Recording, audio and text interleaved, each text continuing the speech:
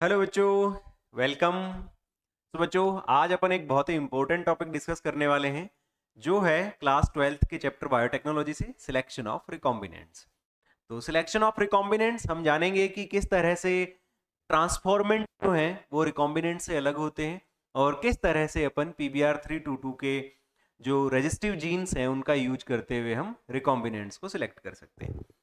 So selection of recombinants by using antibiotic resistance gene by using antibiotic resistant gene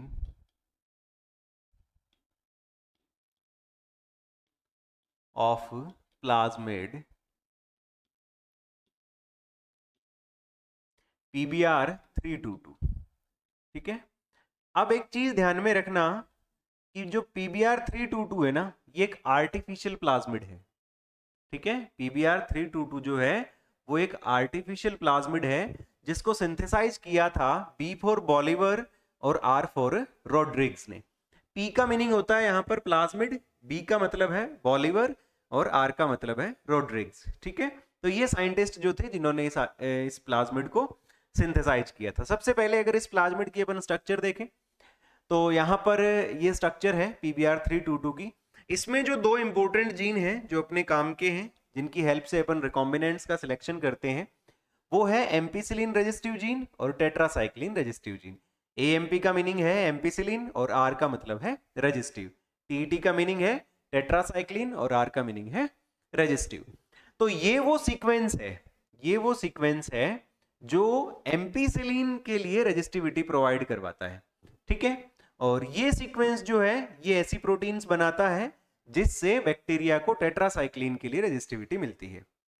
अब यहां पर एक important बात यह है कि टेट्रासाइक्लिन रेजिस्टिव जीन को हम बामेच फर्स्ट से और साल फर्स्ट, ये दो साइट है जो रेस्ट्रिक्शन एंडोन्यूक्लियेज एंजाइम के लिए है, इनसे इनको कट किया जा सकता है।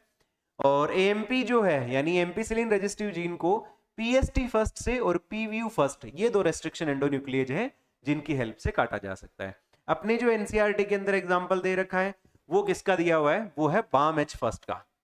तो ये बात ध्यान में रखना कि अपन जो पढ़ेंगे उसके अंदर जो रेजिस्टिव जीन के लिए, इस रेजिस्टिव जीन के सीक्वेंस को काटने के लिए जो रेस्ट्रिक्शन एंडोन्यूक्लियेज एंजाइम यूज कर रहे हैं वो बामेच फर्स्ट कर रहे हैं। ये बात क्लियर हो गई? ठीक है, तो हम इस प्लाज्मिड को, ये एक नॉर्मल प्लाज्मिड है, इसको हम किस तरह से रिकॉम्बिनेंट प्लाज्मिड बनाते हैं सबसे पहले वो देखते हैं। तो यहां पर ये दो प्लाज्मिड हैं और इन प्लाज्मिड को रिकॉम्बिनेंट कैसे बनाया जाए, जैसा अभी अपन ने देखा था, ये सीक्वेंस किसके लिए हो जाएगा, ये सीक्वेंस हो जाएगा एम्पीसिलिन रेजिस्टिव, और ये सीक्वेंस किसके लिए हो जाएगा, ये हो जाएगा टेट्रासाइक्लिन के लिए रेजिस्टिव सीक्वेंस। ठीक है, हम ये कह सकते हैं कि ये प्लाज्मिड जो है वो एक नॉर्मल प्लाज्मिड है। वो क्या है, ये एक नॉर्मल प्लाज्मिड है। ठीक है, इसको अगर अपन रिकॉम्बिनेंट बनाएंगे तो इसमें मॉडिफिकेशन हो जाएगा। ठीक है, तो ये वाला सीक्वेंस जो है, ये वाला सीक्वेंस जो है ये तो अपन वही रखेंगे, कौन सा, एम्पीसिलिन के लिए। तो ये तो नॉर्मल सीक्वेंस पड़ा हुआ है। हम जो चेंज करेंगे वो, जैसा मैंने अभी आपको बताया था कि बामेच फर्स्ट रेस्ट्रिक्शन एंडोन्यूक्लियेज को यूज कर रहे हैं, तो वो किसको कट करेगा, वो टेट्रासाइक्लिन वाले सीक्वेंस को कट करेगा।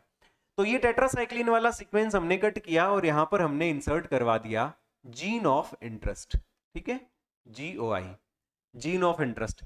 अब ये जीन ऑफ इंटरेस्ट क्या होता है, जीन ऑफ इंटरेस्ट वही foreign DNA, desired DNA, alien DNA, ये सभी नाम जो है वो जीन ऑफ इंटरेस्ट के लिए ही यूज किए जाते हैं। तो रेस्ट्रिक्शन एंडोन्यूक्लियेज से कट किया और फिर लाइगेज एंजाइम की हेल्प से यहां पर जोड़ दिया। तो अब ये जो प्लाज्मिड है जिसमें एक जीन जो है वो एम्पीसिलिन रेजिस्टिव जीन है, ठीक है, वो एम्पीसिलिन के लिए रेजिस्टिविटी प्रोवाइड करवाएगा, और टेट्रासाइक्लिन रेजिस्टिव जीन जो था उसकी जगह हमने अपना जीन ऑफ इंटरेस्ट ऐड कर दिया यहां पर। तो अगर डिजायर्ड डीएनए या एलियन डीएनए या जिसको अपन फॉरेन डीएनए कहते हैं वो यहां लाइगेट कर दिया हमने, तो इस प्लाज्मिड में मॉडिफिकेशन हो गया। तो ये प्लाज्मिड क्या बन गया, हमारा आर प्लाज्मिड बन गया।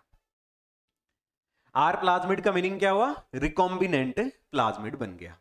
ये बात समझ में आ गई यहां पर कि हमने एम्पीसिलिन वाले जीन को तो जैसा था वैसा का वैसा रखा है, टेट्रासाइक्लिन वाला जीन जेनेटिक सीक्वेंस जो था उसको कट करके हमने उसकी जगह जीन ऑफ इंटरेस्ट लाइगेट कर दिया। तो इंसर्शनल इनएक्टिवेशन हो गया किसका? टेट्रासाइक्लिन के जीन का। ठीक है ना? तो यहां पर क्या हो गया? इंसर्शनल इनएक्टिवेशन ऑफ, अपन यूं कहते हैं इंसर्शनल इनएक्टिवेशन ऑफ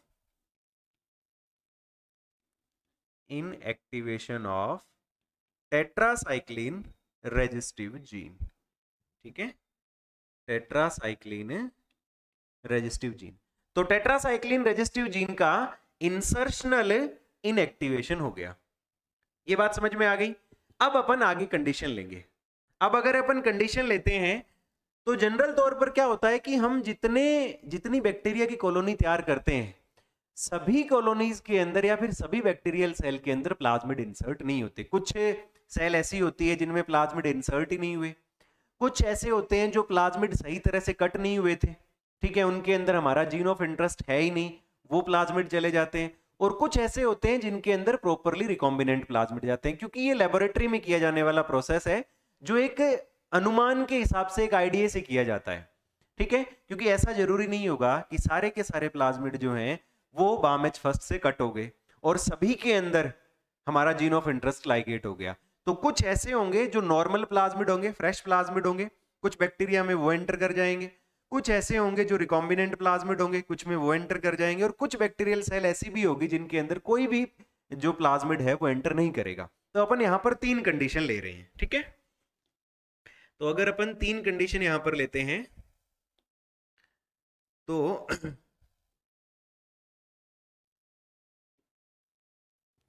पहली अपन ने ये एक बैक्टीरियल सेल ले ली, ठीक है, दूसरी हमने ये एक बैक्टीरियल सेल ले ली, ठीक है, और तीसरी हमने ये एक बैक्टीरियल सेल ले ली। ठीक है, ये 3 कंडीशन हमारे पास में आ गई। तो एक कॉलोनी जो है वो ये इस तरह की बैक्टीरियल सेल होगी, ये बनाएगी। एक जो है वो ये बैक्टीरियल सेल बनाएगी और एक ये बनाएगी। हम तीनों के अंदर क्या करते हैं, ये उनका मेन जेनेटिक मटेरियल है। हमें पता है कि बैक्टीरियल सेल के अंदर उनका जो मेन जेनेटिक मटेरियल होता है वो तो होगा ही होगा, क्योंकि प्लाज्मिड जो होता है वो एक्स्ट्रा क्रोमोसोमल मटेरियल होता है। ये बात आप जानते हो कि प्लाज्मिड जो है वो क्या है, एक्स्ट्रा क्रोमोसोमल मटेरियल है।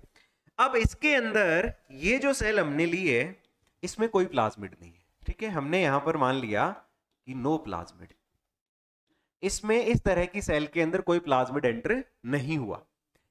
ये जो थी इसके अंदर हमारा नॉर्मल प्लाज्मिड जो है वो इंसर्ट हुआ है। ठीक है, इसमें हमने माना कि नॉर्मल प्लाज्मिड जो था वो इंसर्ट हुआ है।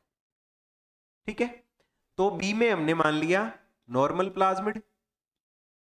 तो नॉर्मल प्लाज्मिड हमने किसको माना था, जिसके अंदर एम्पीसिलिन और टेट्रासाइक्लिन दोनों के जीन जो हैं वो सही हैं, इसमें रेस्ट्रिक्शन एंडोन्यूक्लिएज ने कोई कट नहीं लगाया। और यहां पर जो है, यहां हमने जो प्लाज्मिड लिया वो प्लाज्मिड लिया हमने रिकॉम्बिनेंट, कि ये जो सेल थी उनमें रिकॉम्बिनेंट प्लाज्मिड एंटर कर गया। तो यहां पर हमने लिख दिया कि ये सेल कैसी है, ये आर प्लाज्मिड वाली सेल्स है। ये बात क्लियर हो गई। अब यहां पर अगर अपन देखें कि जिसके अंदर प्लाज्मिड है ही नहीं, जिन सेल्स के अंदर प्लाज्मिड है ही नहीं, तो ये सेल जो होगी ये किस पर ग्रो करेगी, ये सेल किसी भी एंटीबायोटिक रेजिस्टिव मीडियम, किसी भी एंटीबायोटिक कंटेनिंग मीडियम पर ग्रो नहीं करेगी। They can not grow, they can not grow any antibiotic containing medium, not grow on any antibiotic containing medium। ये किसी भी एंटीबायोटिक कंटेनिंग मीडियम पर ग्रो नहीं करेगी। ठीक बात, क्यों, क्योंकि इनके अंदर प्लाज्मिड एंट्री नहीं हुआ तो इनको कोई रेजिस्टिविटी नहीं मिली। ये सेकंड कंडीशन जो है, दे कैन ग्रो, या फिर हम कहें कि they will grow on both antibiotic containing medium, यानी चाहे एम्पिसिलिन हो, on both antibiotic containing medium. क्यों? क्योंकि इनके अंदर जो है वो दोनों के दोनों जीन जो हैं वो सही है, क्योंकि ये नॉर्मल प्लाज्मिड है। इसमें एम्पिसिलिन रेजिस्टिव वाला जीन जो है वो भी सही है, और इसके अंदर टेट्रासाइक्लिन रेजिस्टिव जीन जो है वो भी सही है।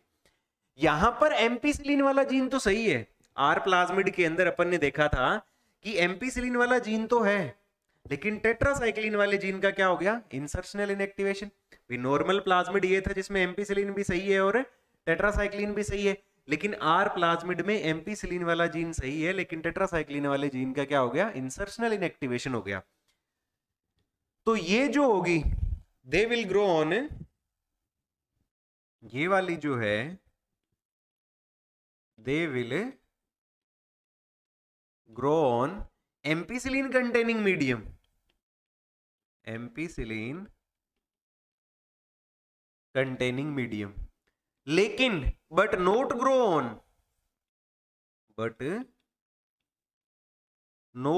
on tetracycline containing medium, tetracycline containing medium। अब बात आती है कि टेट्रासाइक्लिन कंटेनिंग मीडियम पर ये ग्रो क्यों नहीं करेगी?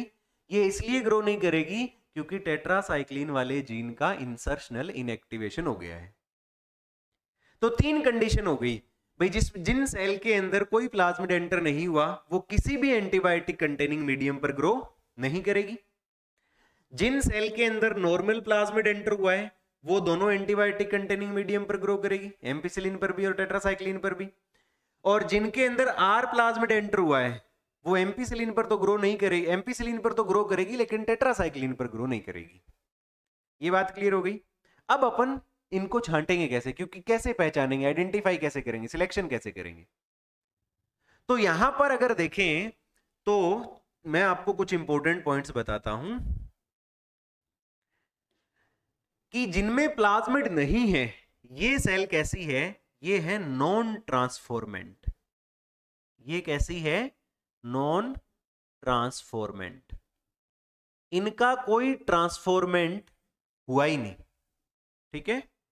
जिनमें नॉर्मल प्लाज्मिड है ये ट्रांसफॉर्मेंट तो है, ये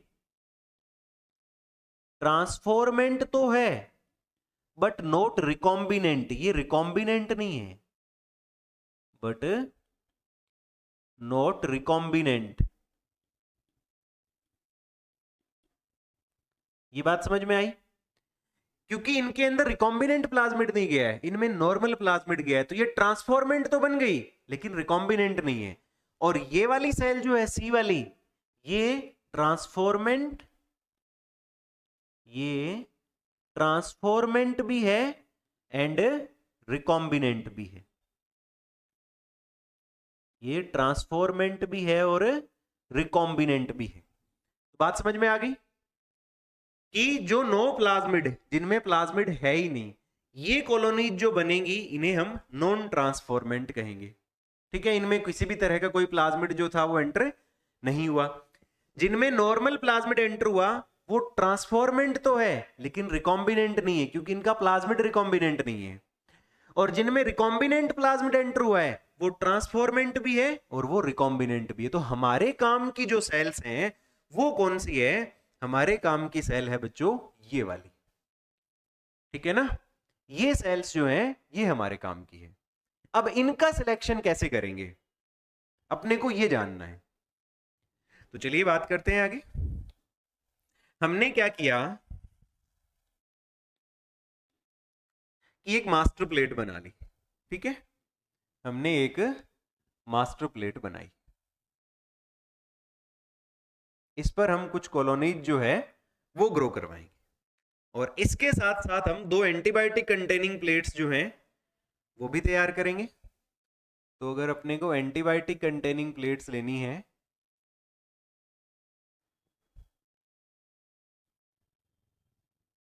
तो दो प्लेट जो है अपन ये ले लेते हैं, ठीक है। अब यहां पर अगर देखें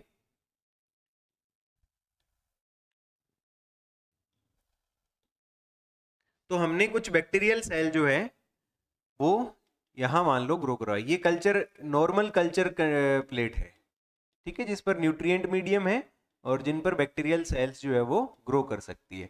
सपोज दैट ये एक कॉलोनी है, बैक्टीरियल सेल्स की एक क्या है, ये कॉलोनी।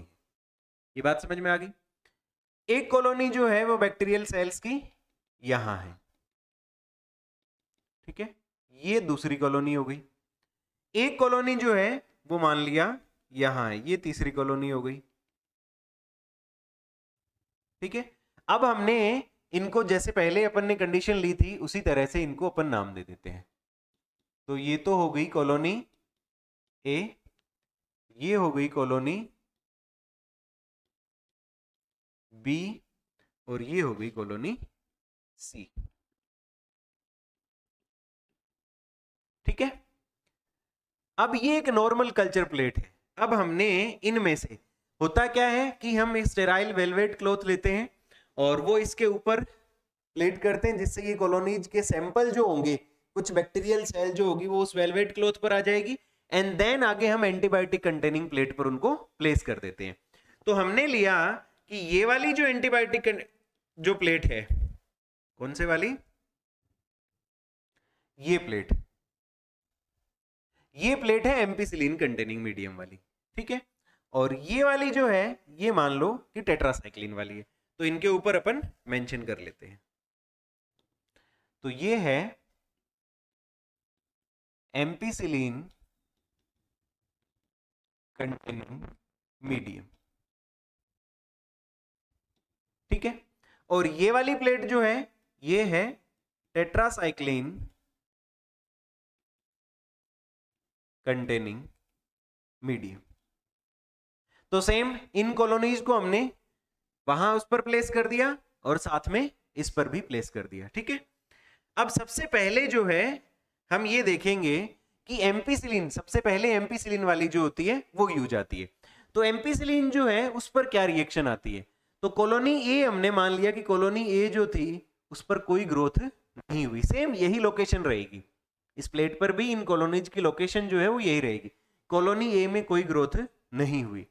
कॉलोनी बी जो थी वो ग्रो कर गई, कॉलोनी बी कुछ देर में हमने देखा कि ग्रो कर गई, और कॉलोनी सी जो थी वो भी हमने देखा कि ग्रो कर गई। अब इससे हमें क्या पता चल गया कि भाई इस पर एम्पिसिलिन कंटेनिंग मीडियम था, वो बैक्टीरिया ग्रो नहीं करेंगे जिनमें एम्पिसिलिन के लिए रेजिस्टिविटी नहीं है। और हमने पढ़ा था कि जिनमें प्लाज्मिड नहीं होगा उनमें कोई रेजिस्टिविटी नहीं होगी।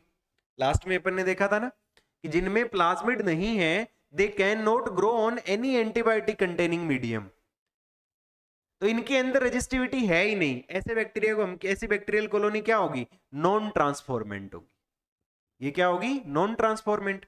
तो कॉलोनी ए जो है, कॉलोनी ए जो है इसका कंक्लूजन ये निकला कि ये क्या है, ये नॉन ट्रांसफॉर्मेंट कॉलोनी है।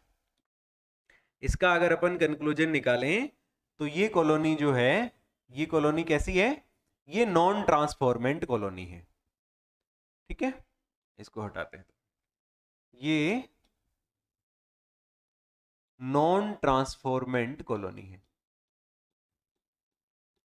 ये बात समझ में आ गई, ठीक है। दूसरी चीज, कॉलोनी बी और कॉलोनी सी ग्रो कर गई, तो बी और सी जो है वो ट्रांसफॉर्मेंट है। अब हमें एक चीज पता चल गई कि ये क्या है, ये ट्रांसफॉर्मेंट है, ठीक है। और ये सी वाली जो है ये भी क्या है, ट्रांसफॉर्मेंट है। तो इससे क्या पता चला हमें, इससे ये पता चला कि हम एम्पिसिलिन की हेल्प से, एम्पिसिलिन की हेल्प से ये आइडेंटिफाई कर पाए कि कौन ट्रांसफॉर्मेंट है कौन ट्रांसफॉर्मेंट नहीं है। तो ampicillin containing medium helpful in, ampicillin containing medium helpful in selection of, helpful in selection of transformants. तो हम ट्रांसफॉर्मेंट्स का सिलेक्शन जो है वो एम्पिसिलिन कंटेनिंग मीडियम की हेल्प से कर पाए। सेम एक्सपेरिमेंट यहां भी करेंगे। तो सेम एक्सपेरिमेंट यहां करेंगे तो हमने देखा कि ए तो ग्रो नहीं करेगा, ए ने ग्रो नहीं करा, बी जो था वो ग्रो कर गई, बी वाली कॉलोनी जो थी वो ग्रो कर गई, सी वाली कॉलोनी ने यहां पर कोई ग्रोथ नहीं करी। तो सी वाली कॉलोनी ने ग्रोथ नहीं करी। अब सी वाली कॉलोनी ने ग्रोथ नहीं करी, सी कॉलोनी जो थी उसने एम्पीसिलिन पर तो ग्रो किया था लेकिन टेट्रासाइक्लिन पर ग्रो नहीं किया। बी कॉलोनी ने एम्पीसिलिन पर भी ग्रो किया और इधर टेट्रासाइक्लिन पर भी ग्रो किया। तो इससे हमें क्या पता चला, इसे यहां देखो कि जो दोनों एंटीबायोटिक कंटेनिंग मीडियम पर ग्रो कर जाएगी वो ट्रांसफॉर्मेंट तो होंगे लेकिन रिकॉम्बिनेंट नहीं होंगे, और जो एम्पीसिलिन पर तो ग्रो कर जाएगी, grow on ampicillin containing medium but not grow on tetracycline containing medium. Ampicillin पर ग्रो करे और टेट्रासाइक्लिन पर ना करे, वो ट्रांसफॉर्मेंट होने के साथ साथ क्या है, वो ट्रांसफॉर्मेंट होने के साथ साथ रिकॉम्बिनेंट भी है। तो हमारे काम का कौन सा था, ये रिकॉम्बिनेंट। तो हम यहां टेट्रासाइक्लिन एंटीबायोटिक की हेल्प से हमने पहचान लिया कि रिकॉम्बिनेंट कौन है। तो यहां पर कंक्लूजन क्या निकला, कंक्लूजन ये निकला कि कॉलोनी बी जो है वो एम्पीसिलिन पर भी ग्रो कर रही है और वो टेट्रासाइक्लिन पर भी ग्रो कर रही है, और कॉलोनी सी जो है वो एम्पीसिलिन पर तो ग्रो कर रही है लेकिन टेट्रासाइक्लिन पर कॉलोनी सी ने ग्रोथ शो नहीं करी। तो कॉलोनी बी जो है वो ट्रांसफॉर्मेंट है लेकिन रिकॉम्बिनेंट नहीं है, तो ये नॉन रिकॉम्बिनेंट होंगे, ये क्या हो जाएंगे, नॉन रिकॉम्बिनेंट। और कॉलोनी सी जो है ये ट्रांसफॉर्मेंट भी है और ये क्या होगी, ये रिकॉम्बिनेंट भी होगी। तो हमारे काम की कॉलोनी अब कौन सी आ जाएगी, हमारे काम की कॉलोनी जो है वो आ जाएगी कॉलोनी सी। बात समझ में आ गई। तो जो रिकॉम्बिनेंट होंगे वो ट्रांसफॉर्मेंट होंगे, लेकिन जो ट्रांसफॉर्मेंट होंगे वो जरूरी नहीं है कि रिकॉम्बिनेंट हो। बात समझ में आ रही है कि जो ट्रांसफॉर्मेंट होंगे वो जरूरी नहीं है कि रिकॉम्बिनेंट हो, क्योंकि ट्रांसफॉर्मेंट तो ये दोनों है बी और सी, लेकिन रिकॉम्बिनेंट कौन है, रिकॉम्बिनेंट सिर्फ सी वाले हैं। तो जिनमें प्लाज्मिड इंसर्ट हुआ है उनका ट्रांसफॉर्मेशन हुआ है, लेकिन जिनमें रिकॉम्बिनेंट प्लाज्मिड इंसर्ट हुआ है वो एक्चुअल में ट्रांसफॉर्मेंट होने के साथ साथ रिकॉम्बिनेंट भी है। तो यहां पर एम्पीसिलिन ने हेल्प किसमें करी, helpful in selection of recombinants, sorry transformant, helpful in selection of transformant. और टेट्रासाइक्लिन कंटेनिंग मीडियम की बात करें तो ये क्या है, helpful in selection of recombinant, helpful in selection of recombinants. अब एक चीज यहां से निकल कर आती है कि आपने जिस जीन की जगह अपना जीन ऑफ इंटरेस्ट इंसर्ट करवाया है वही आपको रिकॉम्बिनेंट का सिलेक्शन करवाएगा। जैसे हमने यहां पर टेट्रासाइक्लिन की जगह जीन ऑफ इंटरेस्ट इंसर्ट करवाया, तो हमारे लिए रिकॉम्बिनेंट का सिलेक्शन करवाने में कौन से जीन ने हेल्प करी, टेट्रासाइक्लिन रेजिस्टिव जीन ने। और हम किस एंटीबायोटिक से पहचान पाए, टेट्रासाइक्लिन एंटीबायोटिक से पहचान पाए। अगर हम ये जीन ऑफ इंटरेस्ट इस एम्पीसिलिन वाली जगह इंसर्ट करवाते, अगर हम ये gene of interest ampicillin resistive gene की जगह इंसर्ट करवाते, तो हम रिकॉम्बिनेंट का सिलेक्शन किस एंटीबायोटिक की हेल्प से करते, एम्पीसिलिन एंटीबायोटिक की हेल्प से करते। तो जिसका इंसर्शनल इनएक्टिवेशन होता हो वही रेजिस्टिव जीन हमें सिलेक्टेबल मार्कर की तरह काम करके रिकॉम्बिनेंट का सिलेक्शन करवाएगा। तो यहां पर ट्रांसफॉर्मेंट का सिलेक्शन करवाया एम्पीसिलिन रेजिस्टिव जीन ने और रिकॉम्बिनेंट का सिलेक्शन करवाया टेट्रासाइक्लिन रेजिस्टिव जीन ने। ध्यान रखें, एम्पीसिलिन एंटीबायोटिक है, टेट्रासाइक्लिन एंटीबायोटिक है। इन एंटीबायोटिक की प्रेजेंस में बैक्टीरिया को ग्रोथ करवाने के लिए जो कैपेसिटी चाहिए या जो एबिलिटी चाहिए वो किसकी वजह से आती है, इन जीन की हेल्प से आती है। ये जीन ऐसी प्रोटीन सिंथेसाइज करते हैं जिसकी वजह से बैक्टीरियल सेल्स जो है वो एंटीबायोटिक कंटेनिंग मीडियम में सर्वाइव कर पाती है सिंपली। तो अगर हम इस जीन को इनएक्टिवेट कर देंगे किसकी वजह से? जीन ऑफ इंटरेस्ट के इंसर्ट करवाने की वजह से। तो जिस जगह पर हमने जीन ऑफ इंटरेस्ट इंसर्ट करवाया है उस जीन का क्या हो जाएगा? इंसर्शनल इनएक्टिवेशन हो जाएगा, और वही जीन जो होगा वो हमें रिकॉम्बिनेंट का सिलेक्शन करवाने में हेल्प करेगा। क्लियर हुई ये बात? तो ये 3 कंडीशन है इसमें, ए, बी और सी, ठीक है। और इसमें मैंने एक एक को आपको कंप्लीटली एक्सप्लेन कर दिया। अब अपन चलते हैं एनसीईआरटी की थ्योरी पर, कि जो एनसीईआरटी की थ्योरी है वो क्या कहती है। तो अगर अपन एनसीईआरटी की थ्योरी की बात करें तो ये पीबीआर 322 हो गया। यहां पर देखिए कि इकोलाई क्लोनिंग वेक्टर है पीबीआर 322, ध्यान रखें एस्चेरिशिया कोलाई में यूज किया जाता है इसको, और ये आर्टिफिशियल वेक्टर है। शोइंग द रेस्ट्रिक्शन साइट किस किस के लिए? हिंड थर्ड के लिए, इकोआर फर्स्ट, बामेच फर्स्ट, साल first, PVU second, PST first और सीएलए फर्स्ट के लिए। इसके अलावा इसमें ओआरआई है, एंटीबायोटिक रेजिस्टेंस जीन है, एम्पिसिलिन रेजिस्टिव और टेट्रासाइक्लिन रेजिस्टिव। आरओपी सीक्वेंस है, code for the protein involve in the replication of plasmid, ठीक है। आरओपी ये वाला सीक्वेंस जो है ये क्या करता है? ऐसी प्रोटीन बनाता है involve in replication of plasmid. Clear हुई ये बात? यहां पर देखिए, you can ligate a foreign DNA, ये फॉरेन डीएनए वो जीन ऑफ इंटरेस्ट ही है, एट द बामेच फर्स्ट साइट। हम यहां पर एग्जांपल बामेच फर्स्ट का ले रहे हैं, जो कि किसके लिए है? टेट्रासाइक्लिन रेजिस्टिव जीन के लिए है। किस वेक्टर में? पीबीआर 322 में। The recombinant plasmid will lose tetracycline resistance due to insertion of foreign DNA, but can still be select out from non-recombinant once by plating on the transformant on tetracycline containing medium। अब इसको ध्यान से पढ़ें, इसने बड़ा ही आधा अधूरा सा मेंशन किया है, मतलब बहुत ज्यादा ही ब्रीफ में हो गया ये। कैसे? इसने कहा कि रिकॉम्बिनेंट प्लाज्मिड जो होंगे वो टेट्रासाइक्लिन रेजिस्टेंस लॉस्ट कर जाएंगे। किसकी वजह से? Due to insertion of foreign DNA. लेकिन स्टिल भी सिलेक्ट आउट, हम अभी भी इनको सिलेक्ट कर सकते हैं नॉन रिकॉम्बिनेंट से। कैसे? By plating the transformant on tetracycline containing medium, कि ट्रांसफॉर्मेंट को टेट्रासाइक्लिन कंटेनिंग मीडियम पर लेकर जाओ। तो जरूरी है कि रिकॉम्बिनेंट वो होंगे जो ट्रांसफॉर्मेंट है, ठीक है। तो बात समझ में आ रही है? मैंने आपको बताया था कि कौन से ट्रांसफॉर्मेंट है लेकिन रिकॉम्बिनेंट नहीं है, और कौन से ट्रांसफॉर्मेंट भी है और साथ में रिकॉम्बिनेंट भी है। फिर आगे क्या लिखता है? द ट्रांसफॉर्मेंट, जो ट्रांसफॉर्मेंट है growing on ampicillin containing medium are then transferred on medium containing tetracycline. Transformant ampicillin containing medium पर ग्रो करेंगे, ठीक है। ट्रांसफॉर्मेंट जो है एम्पिसिलिन कंटेनिंग मीडियम पर ग्रो करेंगे। ये अपन ने देखा था यहां पर, ये देखो सी हो गया और बी हो गया, ये दोनों के दोनों क्या थे? ट्रांसफॉर्मेंट थे, और एम्पिसिलिन कंटेनिंग मीडियम पर ग्रो कर रहे हैं। उसके बाद जब हमने इसको टेट्रासाइक्लिन कंटेनिंग मीडियम पे भेजा तो बी ने तो ग्रो किया, सी ने ग्रो नहीं किया। तो ये आगे क्या कह रहा है कि transformant growing on ampicillin containing medium are then transferred on medium containing tetracycline. तो जो एम्पिसिलिन पर ग्रो कर रहे हैं उनको फिर टेट्रासाइक्लिन पर अपन ट्रांसफर करेंगे।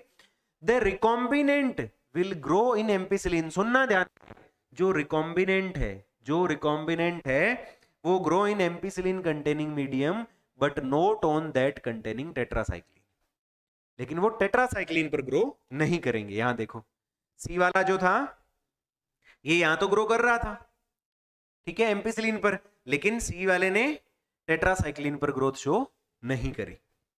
बात क्लियर हुई? फिर नेक्स्ट में चलिए, but non recombinant will grow on medium containing both the antibiotic. तो जो नॉन रिकॉम्बिनेंट होंगे वो दोनों पर ग्रो करेंगे। ये देखो मैंने बताया ना यहां पर कि नॉर्मल प्लाज्मिड जिनमें they will grow on both antibiotic containing medium, तो इनको हम क्या कहेंगे? ट्रांसफॉर्मेंट तो कहेंगे, लेकिन ये रिकॉम्बिनेंट नहीं है। ट्रांसफॉर्मेंट तो है लेकिन रिकॉम्बिनेंट नहीं है। फिर but not non recombinant will grow on the medium containing both the antibiotic, ठीक है, थोड़ा आगे पीछे हो गया।